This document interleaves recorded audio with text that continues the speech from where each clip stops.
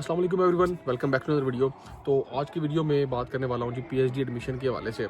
तो वैसे मैंने अपनी प्रीवियस वीडियोस में बताया हुआ है कि मैंने पाकिस्तान से ऑलरेडी एक एमफिल किया हुआ था बायोटेक्नोलॉजी के अंदर। तो यार जिस तरह हर स्टूडेंट की ये ख्वाहिश होती है कि भाई वो फुली फंडेड पीएचडी करे किसी भी बाहर के कंट्री से, आपका भाई भी जो है ना वो इसी मिशन पे चल पड़ा। मैंने एवरी बंदा के कोई अपॉर्चुनिटी नहीं छोड़ी। लाइक यूरोप के हर कंट्री में मैं इस तरह अप्लाई करता था, यूके में अप्लाई करता था। यूके मेरा मेन टारगेट इसलिए भी था कि एक चलो एक इंग्लिश स्पीकिंग कंट्री है, थोड़ा सा लैंग्वेज बैरियर कम होता है, और मैंने कहा चलो इस बेस पे कोई जॉब सिक्योर करना आसान होगी एज़ कम्पेयर टू यूरोप। ठीक है, ऑस्ट्रेलिया वाली साइड पे भी अप्लाई करता था, लेकिन वहाँ पे कोई इतना ज़्यादा प्रोसेस की मुझे समझ नहीं थी। लाइक यूरोप में और यूके में जो पीएचडी का प्रोसेस करना है, जो फुली फंडेड पोजीशंस के लिए अप्लाई करने वाला प्रोसीजर होता है, वो ईजी होता है as compared to other countries like America, Canada. लोगों को भाई मिल भी जाती हैं।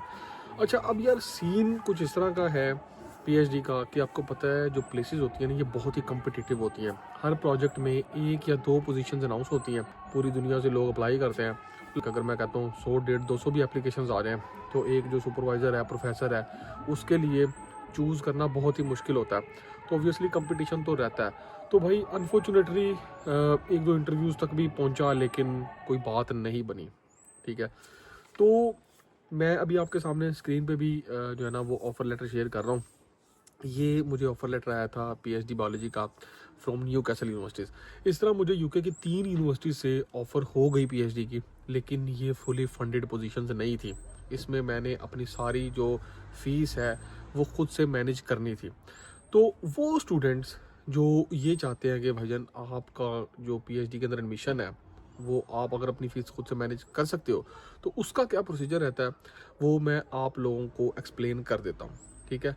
अच्छा, अब यहाँ पे एक और भी बड़ी इंपॉर्टेंट चीज़ है, मैं आप लोगों को वो भी बताऊँगा। इसके अलावा भाई मैं ये नहीं कहता कि आप लोगों को जो प्रोजेक्ट्स हैं जो कि अनाउंस होते हैं फुली फंडेड वो नहीं मिलते।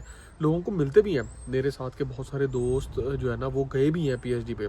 चाइना बहुत सारे लोग जाते हैं। तो वो आपका जो कंट्री है वो आपकी खुद की प्रेफरेंस होती है कि आप कहाँ जाना चाहते हो। अगर मैं सेल्फ फंडेड की बात करूँ तो भाई इसका जो प्रोसीजर रहता है यूनिवर्सिटीज़ का, वो ये होता है कि यूनिवर्सिटीज़ हर सब्जेक्ट के लिहाज से जो भी आपका प्रीवियस सब्जेक्ट रहा है उसके हिसाब से आपको एक एक यूनिवर्सिटीज़ को विज़िट करना पड़ेगा। वहाँ पे उन सब्जेक्ट्स के लिहाज से उनके बने होते हैं रिसर्च ग्रुप्स, डिफरेंट जो प्रोजेक्ट्स अनाउंस किए होते हैं प्रोफेसर्स ने। आपको जाके देखना पड़ता है कि कौन सा प्रोजेक्ट आपकी प्रीवियस स्टडीज़ से, प्रीवियस रिसर्च से अलाइन करता है। अगर तो कोई रिसर्च ग्रुप अलाइन करता है, आप वहाँ से कॉन्टैक्ट डिटेल निकालते हो प्रोफेसर की। ठीक है, एंड देन उसको ईमेल करते हो अपना रिसर्च प्रपोजल, सीवी वगैरह। वो फिर उसको चेक करता है। अगर वो रेडी होता है कि ठीक है आपको पीएचडी के लिए एक्सेप्ट करेगा, देन आप यूनिवर्सिटी के पोर्टल पे जाके अप्लाई करते हो। एक तो ये तरीक़ेकार होता है। लाइक आपने रिसर्च कोई ग्रुप देखा, वहाँ से प्रोफेसर की डिटेल निकालनी, उस प्रोफेसर को अलग से ईमेल की। उस ईमेल का क्या फॉर्मेट रहता है मैं आप लोगों को वो भी प्रोवाइड कर सकता हूँ। आप मुझे इंस्टा पे मैसेज कर देना, लाइक मेरी ये प्रीवियस स्टडीज़ है, मेरी ये रिसर्च है, और मैं आपके इस रिसर्च ग्रुप में जो है ना वो एडमिशन लेना चाहता हूँ। तो अगर वो आपको एक्सेप्ट करता है, और कुछ स्टेजेस पे कोई प्रोफेसर या सुपरवाइजर्स पहले आपका बजट भी चेक करते हैं कि लाइक भाई, क्योंकि होता ही है कि अगर वो आपको एक्सेप्टेंस देते हैं तो आप कल को ना हो, तो हो सकता है उनका उस ईयर का वो जो एक प्रोजेक्ट है उसकी डेडलाइन ना गुजर जाए। तो वो इसलिए पहले सारी चीज़ें आपकी चेक करते हैं।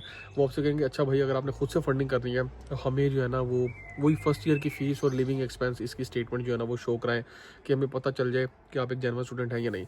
लेकिन मोस्ट ऑफ द टाइम्स जो है ना वो ये चेक नहीं करते, ये बात के काम होते हैं। तो एक तो ये प्रोसीजर रहता है कि पहले सुपरवाइजर का एक्सेप्टेंस ज़रूरी है, उसके बाद आप यूनिवर्सिटी पोर्टल पर जाके अप्लाई करते हो। सेकंड भाईजान जो सिनेरियो होता है उसके अंदर ये होता है कि आप यूनिवर्सिटी के पोर्टल पे जाके अपनी पीएचडी की एप्लीकेशन डाल देते हो, और आप को वो एक ऑप्शन देता है कि आप किसके अंडर, किस सुपरवाइज़र के अंडर अपनी रिसर्च करना चाहते हो।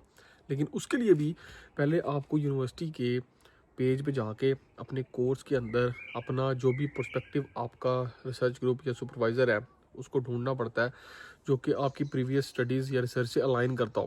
क्योंकि अगर आप रैंडम किसी का नेम दे देंगे, मैं एग्जांपल देता हूँ, हो सकता है आपने रिसर्च की हुई है जी इंसेक्ट्स के अंदर, ठीक है, वो बंदा हो आगे प्लांट्स का, एग्जांपल दे रहा हूँ, तो वो कैसे आपको एक्सेप्ट करेगा। तो अलाइनमेंट भी बहुत ज़्यादा ज़रूरी है। ये थोड़ा सा भाईजान इसमें दिमाग खपाई का काम इसलिए होता है कि आपको एक एक यूनिवर्सिटी विज़िट करनी पड़ती है, अपना कोर्स सर्च करना पड़ता है, वहाँ से जो भी सुपरवाइज़र्स हैं उनकी लिस्ट निकालनी पड़ती है, उनको ईमेल करनी पड़ती है। अगर वो आपको एक्सेप्टेंस देते हैं देन आप यूनिवर्सिटी के पोर्टल पे जाके अप्लाई करते हो। या सेकंड सिनेरियो के अंदर आप यूनिवर्सिटी के पोर्टल में अपनी एप्लीकेशन डाल दोगे पीएचडी की, लेकिन आपको नाम देना पड़ता है कि कौन से सुपरवाइज़र के अंडर आपने जो है ना वो काम करना है। अच्छा, अब ये तो सीन रहता है भाईजान एडमिशन का। अच्छा, अब मेरे केस में क्या हुआ था, जो मैंने आपको ये ऑफ़र लेटर भी दिखाया यूनिवर्सिटी ऑफ न्यू कैसल का, इसकी भाईजान फ़ीस बहुत ज़्यादा थी। ऑब्वियसली इतनी ज़्यादा फ़ीस मैनेज करना बहुत मुश्किल होता है पीएचडी की, वो भी 4-4 साल। लेकिन जब मेरा सारा एडमिशन हो गया तो मुझे मेरे सुपरवाइज़र ने कुछ स्कॉलरशिप्स के लिंक भेजे थे जो न्यू कैसल यूनिवर्सिटी के अंदर अनाउंस होते हैं। उसने ये कहा था कि आप एक तो एडमिशन ले लो, फिर उसके बाद इन स्कॉलरशिप्स पे अप्लाई करना, क्योंकि कुछ स्कॉलरशिप्स ऐसे होते हैं जो कि आपको ड्यूरिंग योर स्टडीज़ अनाउंस ही उनके लिए होते हैं जो स्टूडेंट ऑलरेडी पीएचडी कर रहे हैं या जो किसी भी स्पेसिफिक रिसर्च ग्रुप के स्टूडेंट्स हैं। तो उसने कहा था इसका ये आपको फ़ायदा होगा, चलो अगर कोई पार्शियल है लाइक 50% 70% कुछ हो सकता है आपको इस तरह के स्कॉलरशिप्स मिल जाएँ, ठीक है। लेकिन यार इसके ऊपर भी मेरिट होता है, ये एक बहुत बड़ा रिस्क होता है। लाइक मैंने ये सोचा कि अगर मैं पीएचडी में एडमिशन ले लेता हूँ, ठीक है, और मैं यूके आ जाता हूँ, उसके बाद यूनिवर्सिटी तो मेरा इनिशियल डिपॉजिट और at the time of enrolment जो फीस है वो तो ले लेनी है। उसके बाद अगर मैं इन स्कॉलरशिप्स के ऊपर अप्लाई करता हूँ और खुदा ना खास्ता ये ना हुआ, तो ये एक बहुत ज़्यादा फंसने वाली बात है, ठीक है। तो मैंने ये रिस्क नहीं लिया। फिर मैंने क्या किया था कि मैंने यूके से सेकंड मास्टर ही रिपीट कर लिया था। लाइक अपनी सेम फील्ड में मैंने दोबारा से यहाँ पे मास्टर्स किया बायोटेक के अंदर।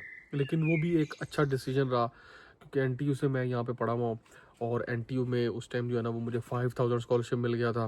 तो इनिशियल डिपॉजिट देने के बाद फ़ीस जो है ना वो 8000 के राउंड रह गई थी, जो कि आराम से बंदा जो है ना वो मैनेज कर लेता है, ठीक है, एज़ कम्पेयर टू पीएचडी की जिसकी फ़ीस ही 25-30-35 हज़ार के करीब होती है और हर साल आपको पे करनी है और हर साल ये फ़ीस बढ़ती है।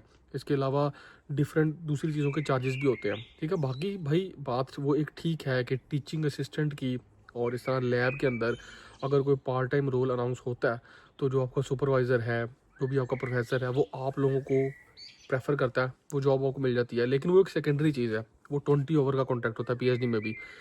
आप 20 ओवर में वो जॉब करके भी अपनी पूरी फीस मैनेज नहीं कर पाते। हाँ, अगर आपका कोई पार्शियल स्कॉलरशिप लगा हुआ है देन आप वो 20 घंटे की अगर जॉब करते हो तो चलो फिर कुछ बात समझ में भी आती है।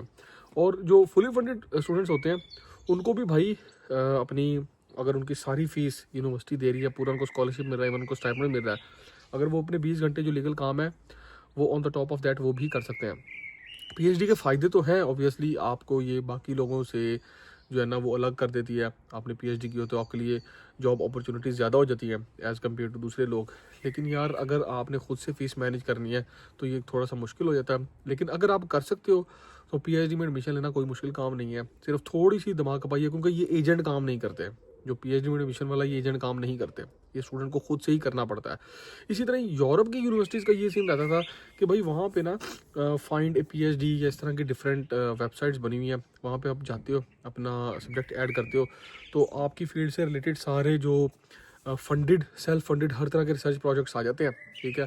कुछ केसेस में सिर्फ आपसे सीवी और जो है ना वो कवर लेटर मांगा होता है, या 2 या 3 प्रोफेशनल रेफरेंसेस मांगे होते हैं, या कुछ केसेस में आपसे कहा होता है कि सारी चीज़ों की एक ही फाइल बना दो, रेफरेंस, अपनी degree, transcript, CV, research proposal और एक सुपरवाइज़र को सेंड कर दो, उसके बाद वो शॉर्ट लिस्ट करता है। तो डिफरेंट इसके अंदर जो है ना वो सीन रहते हैं।